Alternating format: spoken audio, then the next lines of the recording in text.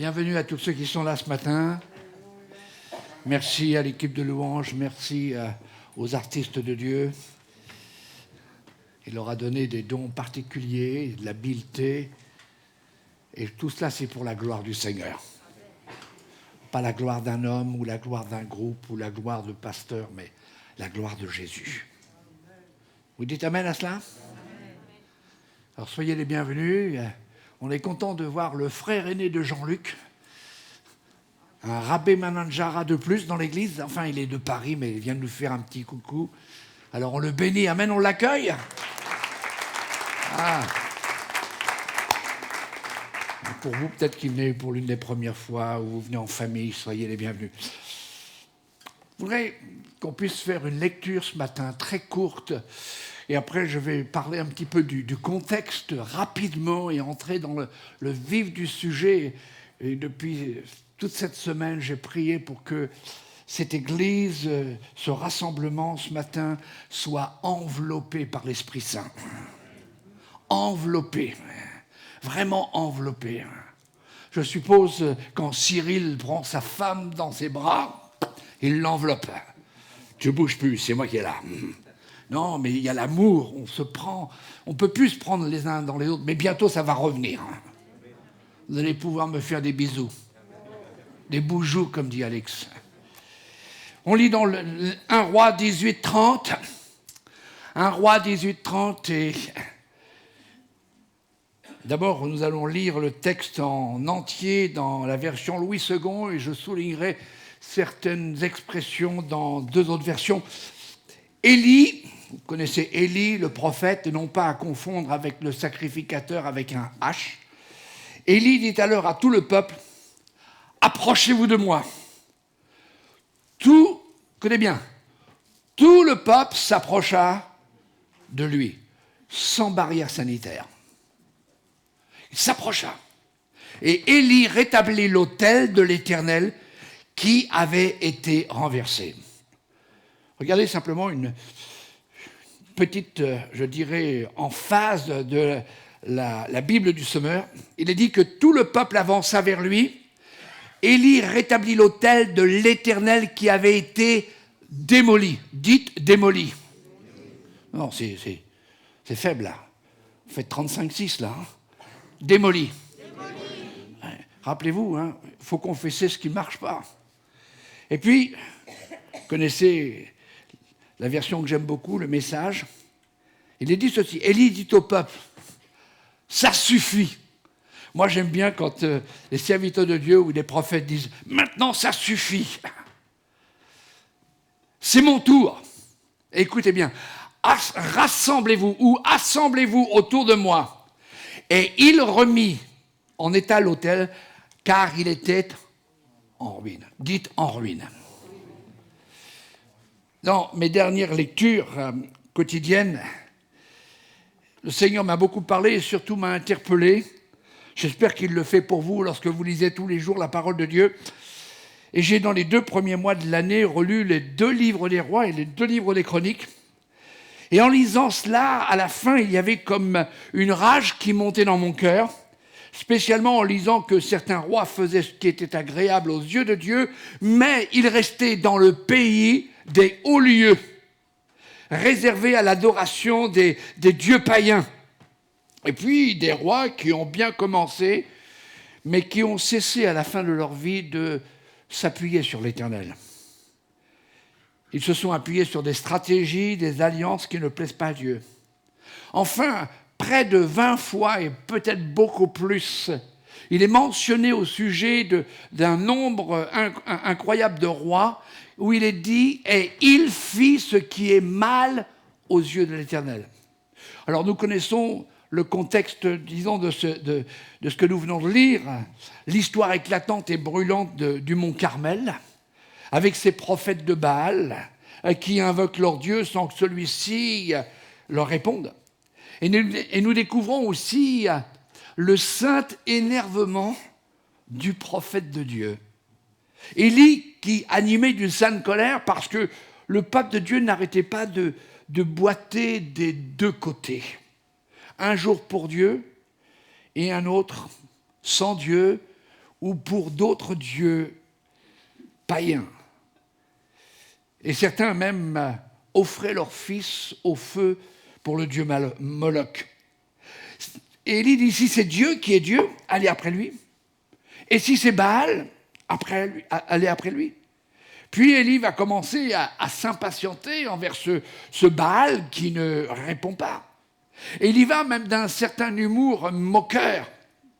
Il dira, Baal fait la sieste, Baal est trop occupé, Baal est parti en voyage, Baal est devenu sourd, vous ne criez pas assez fort, Baal est aveugle parce qu'il ne voit pas le sang que vous faites coller sur vos bras.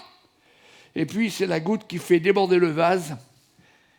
Et Élie va dire, c'est assez, laissez-moi agir. Et quelque chose d'important, il va dire au peuple, rassemblez-vous. Rassemblez-vous auprès de moi. Voici le titre que j'aimerais donner à cette méditation. Il est temps de se rassembler.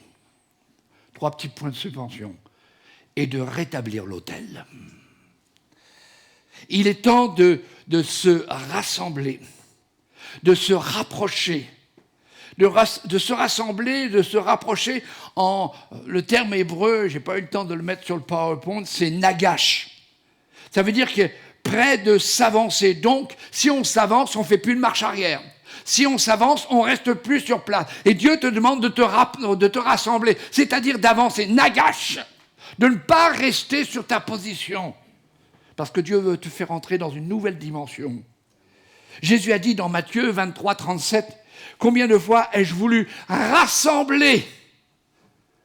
Comme une poule rassemble ses poussins. Et en grec, c'est « épisunago », qui veut dire s'assembler aux autres qui sont déjà assemblés. Vous direz, mais là, vous jouez sur les mots. Non, pas du tout. Je pense que dans les temps où nous vivons, il est temps de se rassembler autour de ceux qui sont fidèles à Dieu. Vous connaissez ce qui est écrit dans la parole de Dieu, et on en a fait aussi un proverbe, les mauvaises compagnies corrompent les bonnes morses. Si tu es faible dans ta foi, si tu es faible dans ta communion avec le Seigneur, assemble-toi avec quelqu'un qui est fort, et tu deviendras fort. Vous êtes toujours avec moi ? 1 Corinthiens 15, 33. Il est temps de se séparer de ceux qui constamment boitent et de s'approcher des hommes et des femmes de Dieu.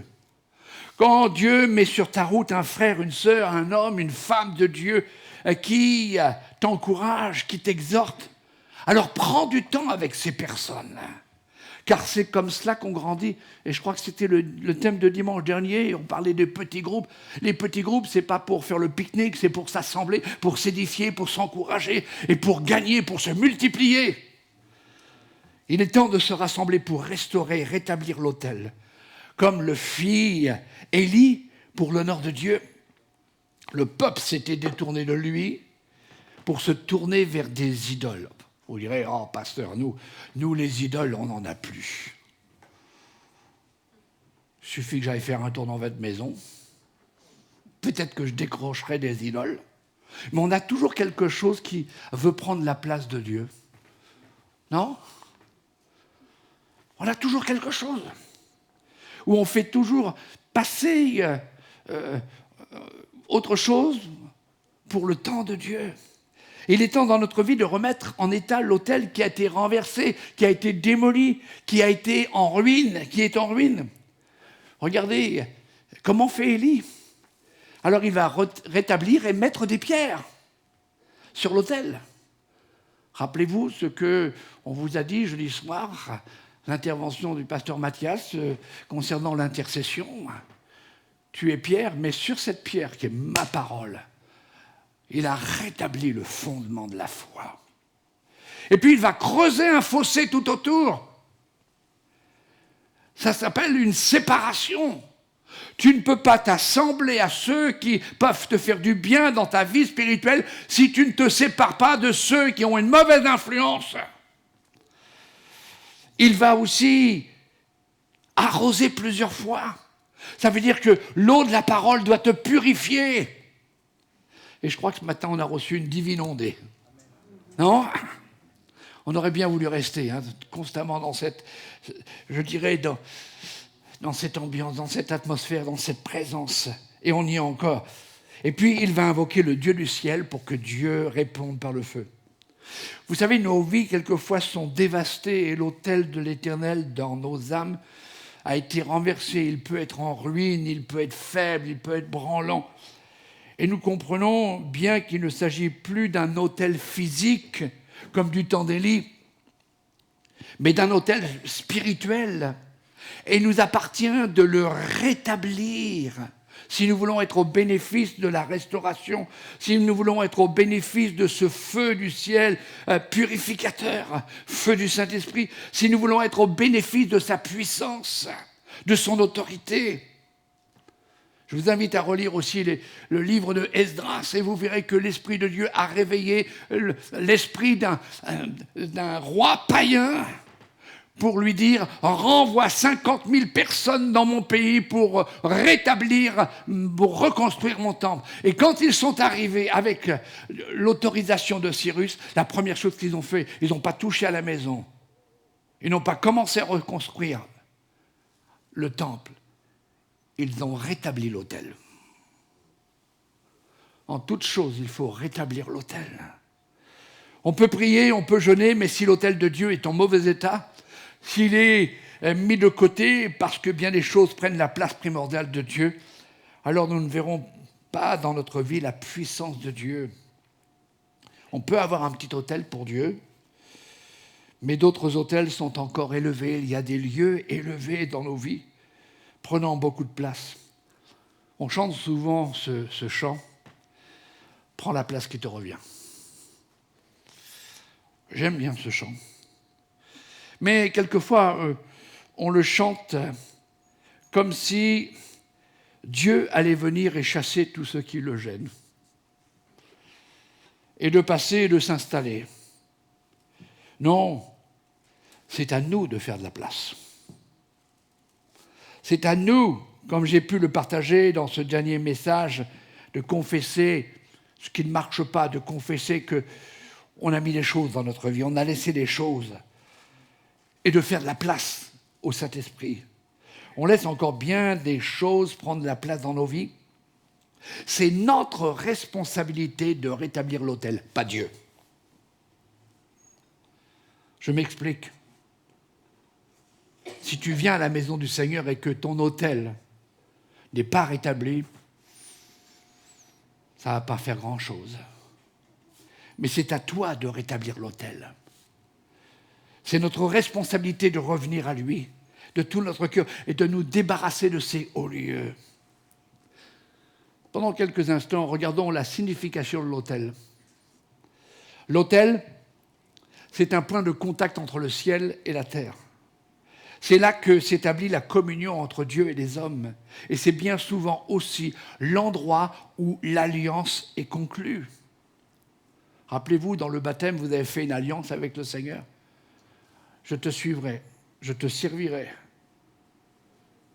jusqu'à la mort. Vous rappelez-vous de Noé? L'alliance de Dieu envers Noé, de cet arc dans le ciel qui servait de signe d'alliance entre Dieu et la terre.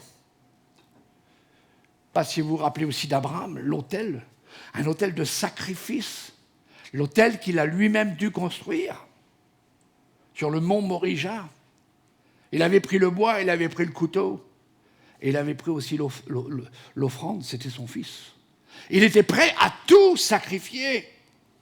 Vous rappelez-vous aussi Jacob, la rencontre de Jacob avec Dieu et cette vision de l'échelle sur laquelle les anges montaient et descendaient. Et puis Dieu lui parle. Et il dit à Jacob dans son sommeil, je suis l'Éternel, pas le sommeil de Dieu, mais le sommeil de Jacob, je suis l'Éternel, le Dieu d'Abraham, ton père, et le Dieu d'Isaac. La terre sur laquelle tu es couché, je te la donnerai à toi et à ta postérité. Ta postérité sera comme la poussière de la terre, tu t'étendras à l'Occident et à l'Orient, au Septentrion et au Midi, à toutes les familles de la terre. Et toutes les familles de la terre seront bénies en toi. Moi, je le prends pour moi. Je le prends pour toi, mon frère, ma sœur. Toutes les familles de la terre doivent être bénies en toi. Si tu restaures l'autel de Dieu, tu deviens bénédiction pour les autres. Et Jacob, ce roublard, il y en a qui se reconnaissent.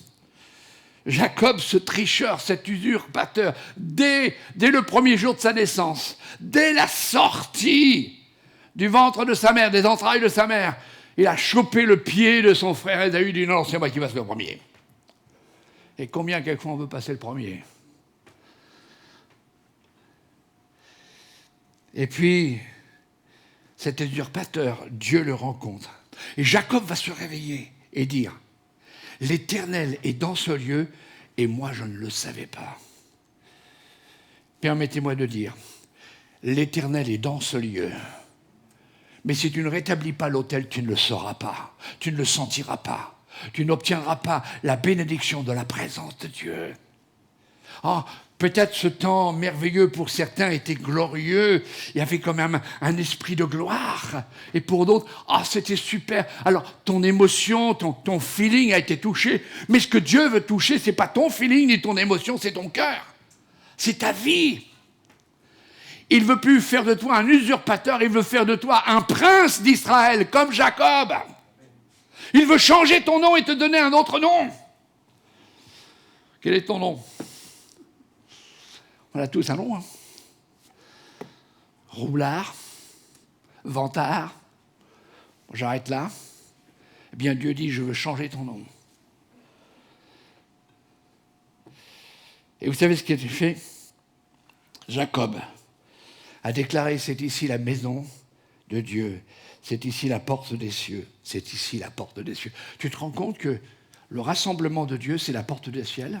Tu te rends compte que ta vie doit être la porte du ciel pour les autres? Quelle responsabilité! Et la Bible nous dit qu'il a monté un autel, qu'il a appelé Bethel. Et puis, il combattra parce qu'il a combattu avec Dieu. Dieu lui dit, maintenant tu ne vas plus courir, je vais te déboîter la hanche.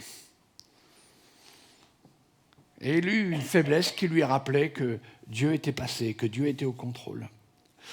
Jacob, regardons David rapidement.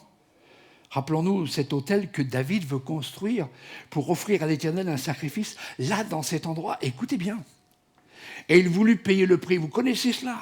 Alors qu'on lui offrait le terrain, le matériel, ainsi que le sacrifice. Mais il dira, je n'offrirai pas à Dieu ce qui ne me coûte rien. Et là, plus tard, là où David a construit l'autel pour y offrir un sacrifice, c'est à cet endroit que Salomon a construit le temple de Jérusalem. On ne pourra jamais construire quelque chose pour Dieu si on n'a pas rétabli l'autel. L'autel a un prix. Si nous voulons être un temple pour Dieu, il faut rétablir l'autel dans notre cœur, restaurer le point de contact avec notre Dieu qui fait alliance avec nous par le sacrifice de Jésus-Christ. Dieu est le Dieu de la restauration, mais c'est à nous de rebâtir cet endroit, avec son aide bien sûr. Je terminerai par un autre exemple. Et quand on a chanté ce chant qu'on a repris, je sentais dans mon cœur que certains avaient chanté ces paroles, mais ils ne le vivaient pas. Abba Père, je suis à toi. J'ai pensé au fils prodigue. Le fils prodigue. Le fils prodigue a été au bénéfice de la grâce quand il a restauré l'autel de la communion avec son père. Chez mon père, les mercenaires ont beaucoup de pain en abondance, et moi, je meurs de faim. Je me lèverai et j'irai vers mon père. Ça y est, il reconstruit l'autel. Il a décidé de revenir. Et vous savez, quand l'autel est renversé, quand l'autel est abandonné, comme pour ce fils prodigue, alors on perd notre confiance en Dieu, on perd ce sens d'amour du Père. Et tout ce qui nous arrive, on dit, Dieu ne m'aime plus. Dieu ne peut jamais cesser de t'aimer. Allô? Il y a des chrétiens dans l'avion EVF. Dieu ne peut jamais cesser de t'aimer. Dis-le à celui qui est à côté de toi. Si quelqu'un dort, réveille-le. Vous savez pourquoi Dieu ne peut jamais cesser de t'aimer? C'est tout simplement parce que Dieu est et que Dieu est éternel. Son amour dure éternellement.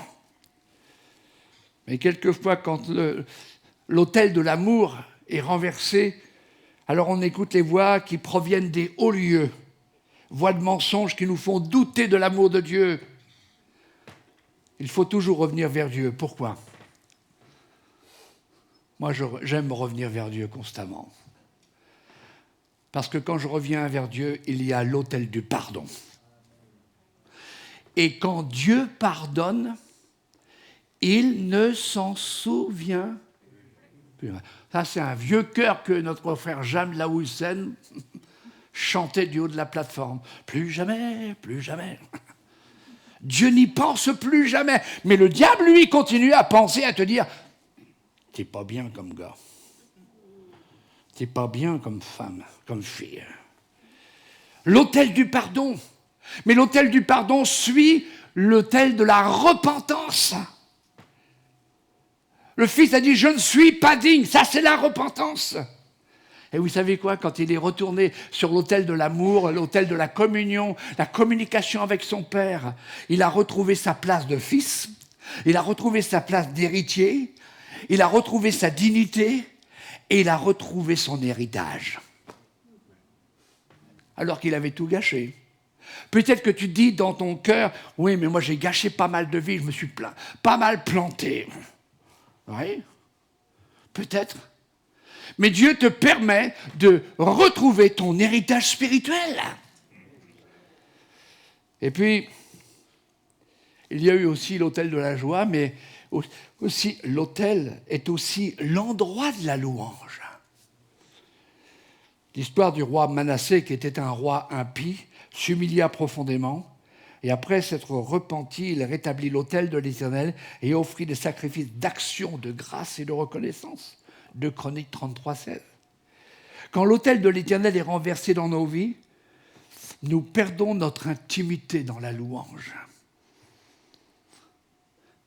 Je suis un fan de la louange. Je suis un fan de l'adoration. Il y a des moments où je me retiens parce que je choquerai les gens. J'ai envie de danser. Et l'Ancien Testament dit, ceux qui sont vitement remplis de l'Esprit de Dieu, ils sortent d'une étable comme des veaux. Je n'ai pas dit comme des vaches, mais des veaux. Avez-vous vu des veaux qui sortent d'une étable? Un petit veau. Ils sautent de droite et de gauche. Et je me retourne quelquefois. Abba, Père, je vais mourir. Alors que Abba, Père, ça veut dire tu es mon Père, je suis ton fils, je suis ta fille, j'ai mal, je suis blessé, mais je viens vers toi et tu me reçois dans tes bras et je suis guéri. Et puis aussi vite, il y a cette expression de louange, de gloire. Tu es poussé à chanter en langue. Ah non, on ne fait pas ça, mais si, justement. On chante en langue, on crée un chant nouveau. Et l'Église est emportée dans un chant spirituel qui se transforme en chant prophétique. C'est ce que Manassé a fait. Quand nous rebâtissons l'autel de la communication avec Dieu, alors attendons-nous à son intervention. Je vais plus vite que ce que mes notes me disent. Élie a invoqué l'Éternel. Qu'on sache que tu sois Dieu. Et parce que Élie a suivi le processus divin, le feu du ciel est descendu. Qu'est-ce qui s'est passé? Ils ont fait un barbecue? Oh. Le peuple entier s'est prosterné. Et le peuple qui boitait, tantôt pour Dieu, tantôt pas pour Dieu, il a commencé à crier sans cesse « L'Éternel seul est Dieu, l'Éternel seul est Dieu, l'Éternel seul est Dieu ». Est-ce que tu veux le dire dans ton cœur? Maintenant, l'Éternel seul est Dieu, et pas tout ce qui prend la place de Dieu. Il est temps de rétablir l'autel dans nos vies, mes frères et sœurs. Il est temps de se rassembler. Il est temps de reprendre l'autel de la communication, de laisser aussi les gens voir dans notre vie pour nous encourager. Il est temps, lorsque Dieu place un homme de Dieu dans ta vie, sur ton chemin, une femme de Dieu, de profiter de ce temps, de développer cette communion, de développer cette unité. Et c'est comme cela qu'il y a la multiplication. La Bible nous dit qu'ils étaient tous les jours au temple, mais ils étaient tous les jours dans la maison, dans les maisons. Ils partageaient ensemble. Il est temps. Il faut rétablir l'autel de l'amour. Vous rappelez-vous ce capitaine de l'Éternel qui a dit ceci: « Jusque à quand allez-vous clocher des deux côtés ?» Et il prend cette position. Moi et ma maison, nous servirons l'Éternel. Moi le chef, moi le responsable, moi le protecteur de ma famille, nous allons servir l'Éternel. Nous allons rétablir l'autel du service, l'autel de l'adoration, l'autel de l'amour. Je termine, c'est la conclusion. Il y a quelque chose d'extraordinaire chez notre Dieu. Savez-vous qu'il y a quelque chose d'extraordinaire chez votre Dieu, chez notre Dieu? Et ce matin, il y a quelque chose d'extraordinaire dans ce lieu. Pour toi, mon frère, pour toi, ma sœur. Tu sais quoi? Dieu cherche toujours à avoir un contact. Je reprends, Dieu cherche toujours à avoir un contact avec toi. Malheureusement, on se nourrit insuffisamment. On a un régime dominical. On se dit le contact c'est le dimanche. Non, le lundi, le mardi, le mercredi, le jeudi, le vendredi, le samedi, le dimanche. Pas simplement dans l'assemblée, mais chez toi, avec ta femme, avec tes enfants. Si tu es tout seul, toi, avec ton chat, avec ton chien, je sais pas, toi, avec tes meubles, mais toi, avec Dieu. Dieu cherche toujours un contact avec toi. Dieu cherche toujours à envoyer le feu du ciel dans ta vie. Il cherche toujours à avoir un contact avec ses enfants, même lorsque ses enfants l'oublient ou le font passer au second plan. Et il est temps de prendre du temps et d'examiner notre autel avant d'examiner l'autel des autres. Examinons notre autel. Seigneur, je ne veux plus aller vers les hauts lieux. Je veux les renverser. Et je veux reconstruire avec ta parole. Je veux reconstruire avec cette eau de la parole. Je veux reconstruire cette communication. Il y a quelque chose d'extraordinaire. Dieu ne rejette personne. J'aimerais que pendant quelques instants, chacun puisse simplement baisser son front. Vous n'êtes pas obligé de fermer vos yeux. Mais j'aimerais que chacun examine l'autel qui est dans notre vie. L'autel de cette communion, de ce contact. J'ai dit, la première définition d'autel, c'est le lieu de contact entre le ciel et la terre. Et nous savons que Dieu a rapproché le ciel de la terre en envoyant son Fils Jésus-Christ. Des hommes et des femmes, des milliers, des millions d'hommes et de femmes n'ont aucun contact avec le ciel. Vous savez pourquoi? Parce que notre autel, contact avec Dieu, a été négligé. Nous sommes tous appelés à être des évangélistes. Nous sommes tous appelés à apporter la bénédiction chez les autres. Mais il faut que l'autel soit restauré. Mon frère, ma sœur, toi seul peux savoir si ton autel est en bon état, s'il est bien droit ou s'il est renversé. Et s'il est en piteux état, le Seigneur de gloire ne se lasse pas de pardonner et de restaurer. Je t'en supplie au nom de Jésus, rétablis le contact. Reviens à l'autel de cette louange. Reviens à l'autel de cette adoration. Offre à nouveau ta vie. Ton Dieu ne t'abandonnera pas. Et il confirmera son alliance avec toi. Pendant que tu regardes à ton cœur,